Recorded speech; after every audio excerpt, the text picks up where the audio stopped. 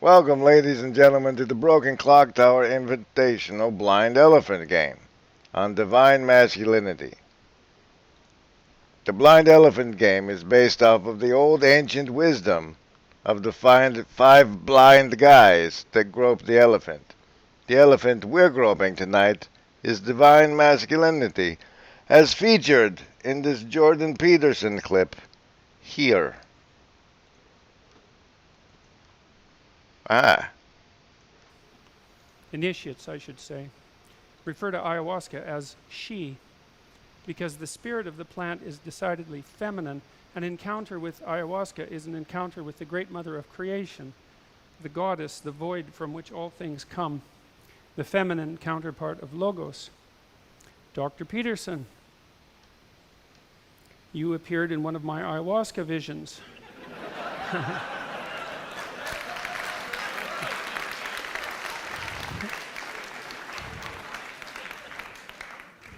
Might account for why I've been rather fatigued lately.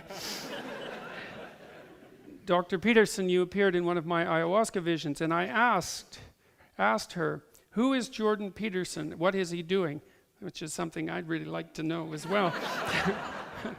And she responded with crystalline clarity, quote, "Here, he is here to invoke and initiate the divine masculine principle on earth at this time."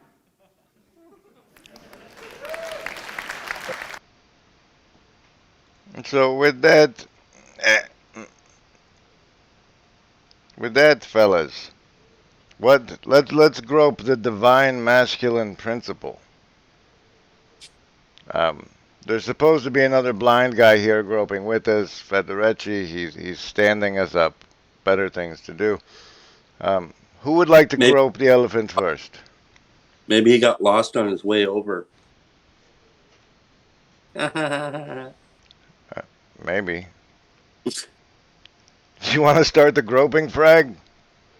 No. No. Saint Sartori, you got this. You know about the divine masculine. Well, I mean, I guess based on that, it's a bigger version of Jordan Peterson. I mean, if he's like the embodiment of the divine masculine, Well, but well, or whatever. I object. I object. I'm pretty sure the quote is to invoke and initiate.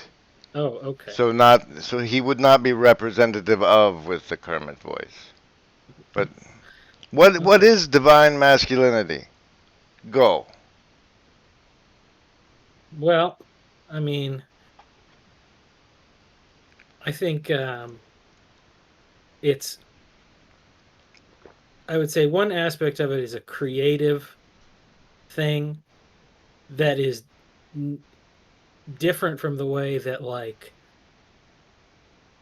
we talk about women nurturing and bearing children. The masculine builds, and it is a destructive sort of creation, because anytime you make anything, it means you have to cut something or you have to break something down to make something new out of it. Like, you got to cut down a tree, you got to break a rock. Even if you're making stuff out of cement, it's like just rocks that have been broken down, and then you're just shaping it into what you want. But so I think that's I think maybe that thing of seeing, like, that sometimes it's necessary to inflict some, I wouldn't say damage, or I guess you could say damage or whatever, for the sake of making something new and better, which is not the way that a feminine aspect would probably create something.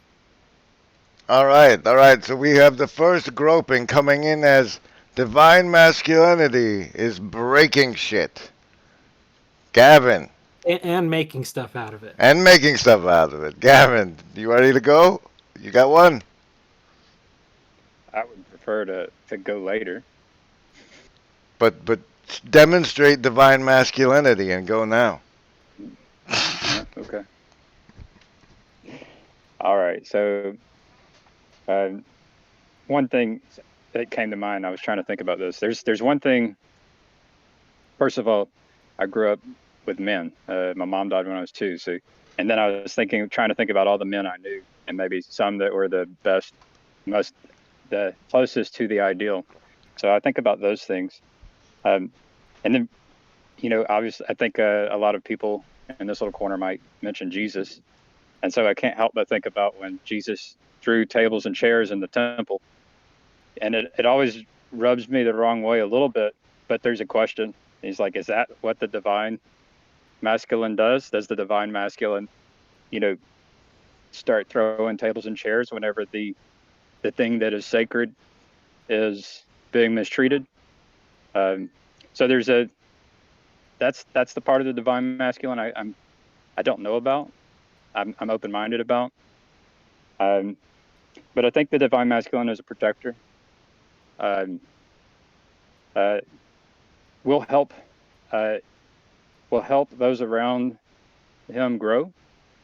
Like so a protector who's trying to make sure that those around them are growing, facilitating an environment that's conducive for the growth of people around them. So it's it can't be overprotective, right? It has to allow people to experience pain and suffering, hopefully without permanent injury, but to be there and support them and encourage them when they experience that pain and suffering.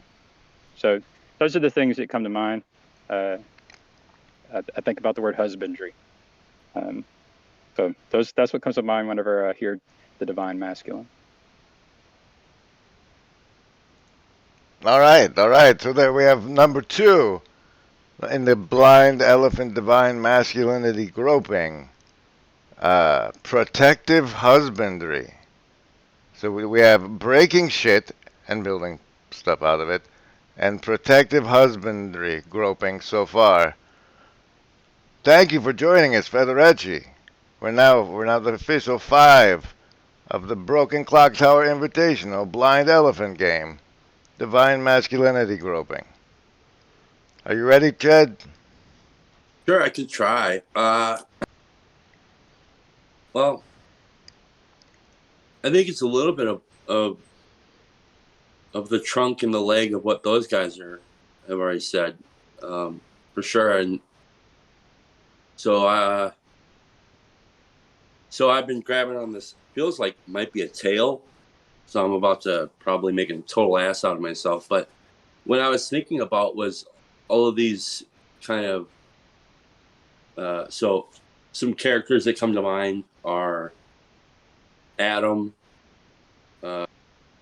Noah, maybe even Abel,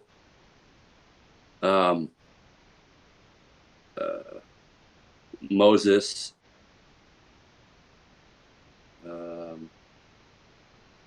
of course, Jesus, the Jesus dude,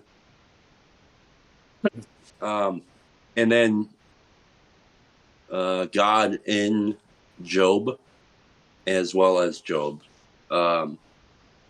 So what little I know about these men is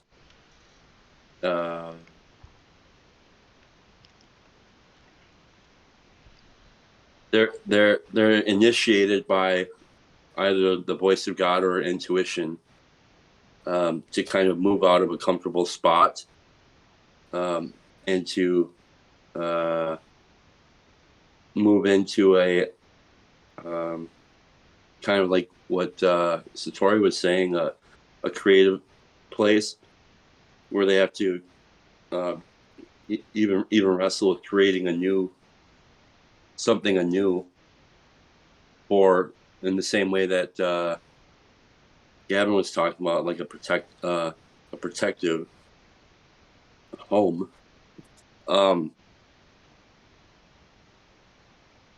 And there's a willingness to do the absurd. And so it's interesting, Gavin, you're talking about when Jesus flips the tables. and you have a question around that. But as you're talking about that, I was thinking, had anybody ever done that before? And and maybe it was probably the most appropriate thing to do at that time, because like nobody else would say anything. So although I think a lot of people today would say, well, that's pretty damn feminine to throw a bitch fit like that. But then again, we also have our roles with feminine and masculine flipped around these days. So it might be a pretty masculine thing. Because I tell you what, anytime the men in my life who were raising me were provoked, whether it was rational or irrational, I think that's irrelevant. There wasn't a lot of thought put into their initial actions. It was impulsive, but probably, and maybe that's the divine masculine spirit. There is an impulsive nature to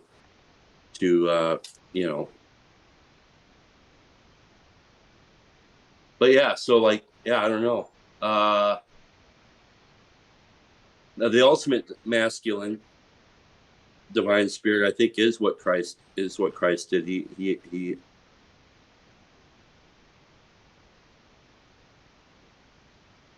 was willing to say the thing that was difficult to say or for others to hear, but he was also willing to necessarily, for whatever reason that is, die for our by our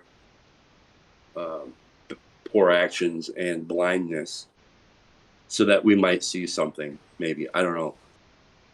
So, yeah, All right. I mean, yeah. So I'm taking. Wake I'll add up. your groping to the list of gropings as follows. We got Saint Sartori coming in with the groping of the breaking shit. Divine masculinity is breaking shit and building stuff out of the pieces. And then we got Gavin coming in with protective husbandry, and flipping the tables. And then we've got Chad coming in with it being divinely inspired, impulsive action up to and including self-sacrifice. And now the latecomer, Federecci, are you ready to grope divine masculinity? No. I'm not ready, but Grope away, uh, divine masculinity. Ready, set, Jacob. so what you guys have all said, and especially Grimm's little explanation of it, all goes along with things that are taught in Jewish mysticism about what is the particular masculine trait, which is Melech Poretz Gerder. That means that the king breaks through boundaries. And one aspect of the masculine, as opposed to the feminine, is that the feminine draws lines and creates connections and makes the boundaries, and the masculine breaks through them. Another aspect is that chokhmah, as opposed to bina, those are the quintessential sefirot, Kabbalistic attributes of God, which are called father and mother, chokhmah and bina. Which one's the And father one again? Say it real hard. chokhmah is father and bina is mother. And so chokhmah in the holy name is the yod. It's that small dot, right? It is koach ma. It is the strength of what? It is that spark of inspiration, that little seed that comes out of seemingly nowhere, And Binah is the Hey, so Yud K, right?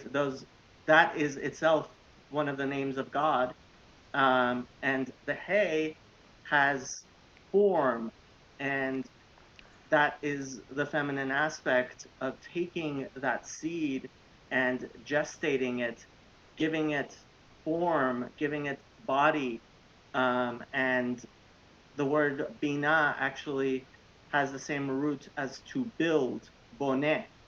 Um, yeah, so that's what I thought of. All right, so I'm gonna add yours as the divine spark of creation. So we have break shit, protective husbandry, uh, divinely inspired up self-sacrifice, action up to the point of self-sacrifice, and the creative spark. And now let me grope this divinely masculine elephant here. Hold on. Oh,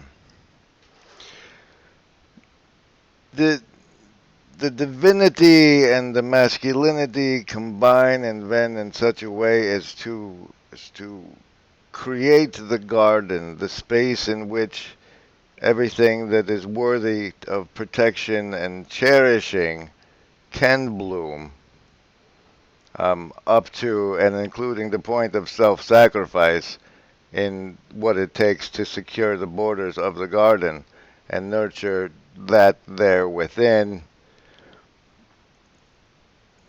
There's also gotta be the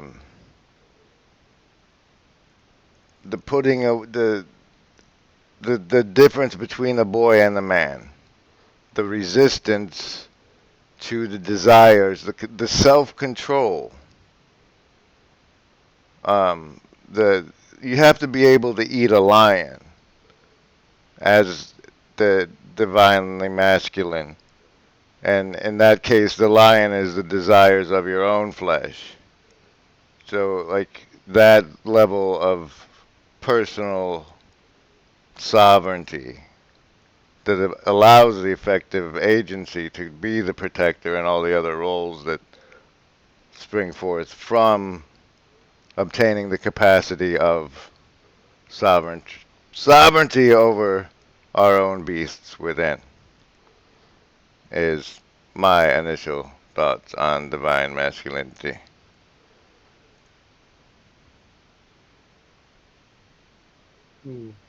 I like that, Grim. The it's like you wouldn't be the divine masculine if you were possessed by some beast, you know, like we all are in our youth, right? So I like the comparison of the adult and the juvenile. So if I had to chalk it in the list, it would be self sovereignty. So breaking shit so we can build, protective husbandry, inspired I think action, the divine spark of creation, and self sovereignty are from the first rounds of groping here on the Blind Elephant Game, the Broken Clock Tower Invitational. And since we've never done this before, um, what should we do now? Should we just spitball, see what happens? Yeah. So I was thinking there's another thing with this. I think what's coming to mind is the element of necessary failure. And I think it's part of it. It can't be left off the table because I don't think it's incomplete. The divine masculinity is incomplete because like it has to be complete. There's a divine feminine. So yeah, I think it's one of the, and maybe how do I put that? Sometimes I think desires, though they can be harmful and detrimental and all that stuff. There is an aspect of failure that and desire that can that can help move someone forward. And so I think that element can't be left out of it. That's what I picked up on after feeling on the elephant's ear. So wait a minute. You grow up in the elephant's ear, and you hear from the ear of the elephant that like part of divine masculinity is fucking up. Yes. Why can't that just be part of masculinity that's not included in the divine? Well, I mean, to I don't. the extent I can grant it to you, it would be if it qualifies as included in divine masculinity. It's like the capacity to move beyond the fear of fucking up, Well, and then partly as a I, result, I can't. I can't. I It's think I kind of understand. I think I understand, or I see a way where you're going with this, where I wouldn't say failure as such, but I think it's part of, like, in the creative process. You don't just think of like the most amazing thing ever and you just make it. Like, there's always a process of like iterations. You have to make prototypes, you have to make a thing, and then you break it and you make it better, and you break it and you make it better. And it was not that, like, and I think that, because I think part of, like, it's not like God made this world and said, "Oh crap, this one's got problems. We'll make a better world that's heaven instead, or the new heavens and the new earth, or whatever." Like, that was the one he planned to make, but he's showing the work. Like, it's like he's showing us all the steps, all the things that go through to get to the ultimate place. Like, because, and I mean, without that, you have no context, you have no understanding, because then, you know, oh, wait. how do you Context and compare anything? understanding. Context and understanding. Chad says part of being divine masculine is fucking up, and Saint Sartori says, yeah, like that's why this place is such a mess because God is showing us that messing up is divinely masculine. I don't think that he's showing us that messing up is divinely masculine. I think that he's showing us, like, or basically, like, he created people, because we can't say it's not God by himself. Like, he made people and he made them, and he wanted them to do like bad things, so much as he knew they were going to do bad things, or and I think that that was part of his plan, to show us how it doesn't matter how bad we make things, how much we screw it up, he's still going to be able to fix it and put it back together. And even like, you look at the first beginning part of the Bible, it's like everything starts off good, and then it gets messed up so quickly that you have him wiping the face of the earth clean of all living things except for Noah, just right at the beginning. Like, Okay. Earth 1.0 lasted very little, but then he says, "Never again will I destroy the world with a flood," because it's like he started off with worst possible scenario of people wrecking the world, and Noah did a much better job than Adam did. And you can say that there is, for all the disasters that have happened, like, humans are, I think, getting better at not wrecking the world. All right. I'm sorry. Genesis is too far left for me right now. But what about like Moses wandering the desert for 40 years? Is that not kind of like a failure to a degree? No, because you see, you had to march all of the Jews into the desert, so the ones that knew the old ways would die off over the course of the 40 years as you're training your elite force of Yeah. global middle management. Yeah. So Um, he's making some Fremen. He was. The Jewish people were the Fremen of their day. And then what about God, Jacob, say something, please. Pull this back on topic. We're a blind elephant, supposed to be groping divine masculinity, and now there's Fremen Jews. So redirect, would you, pal? Well, I keep on going back to the sentence Melech Horetz Geder, the king breaks boundaries, and I think there is always an aspect of ruin that is included in the masculine, of actually breaking and destruction that's just inherent to it. That I mean that sentence, like the more you guys talk, everything you talk about, just for me is like confirmation bias, adding things to that sentence of a king breaks boundaries. All right, that sounds great. Gavin, do you have anything else for us? Whenever you talk about failures, it makes me think of my relationship with my wife, and so and at work and in general, and just trying to learn when's the right time to be flexible, and when's the right time to hold my ground. Be willing to put up a fight for what's right. So um, it's tricky because you have to be humble enough to know that you will make failures, and to grow. And so that's definitely part of the process. So is it divine masculinity to be part of that process of learning and growing? Or is it divine masculinity when you reach some pinnacle, or maybe it's an unobtainable pinnacle?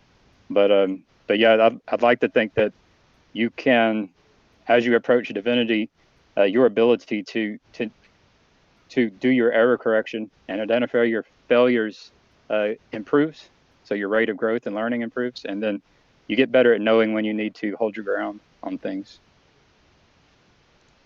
Well, I think that was fabulous. Ladies and gentlemen, we've now done the Broken Clock Tower Invitational Blind Elephant game on divine masculinity. Gentlemen, any closing thoughts any of you have? Chad, I know you got some. I like pizza. All right. Saint Sartori, anything from you? I also like pizza. You, everybody. I mean, Thank. well, I was gonna say you got to break some eggs to make an omelet because that was kind of the masculine food that is being made here. Egg smashing with the boys. Did we miss anything on divine masculinity? Let us Yes, know in the comments below, because the YouTube algorithm rewards us when you do. Chat, what, Chad? it's not important. Maybe it is.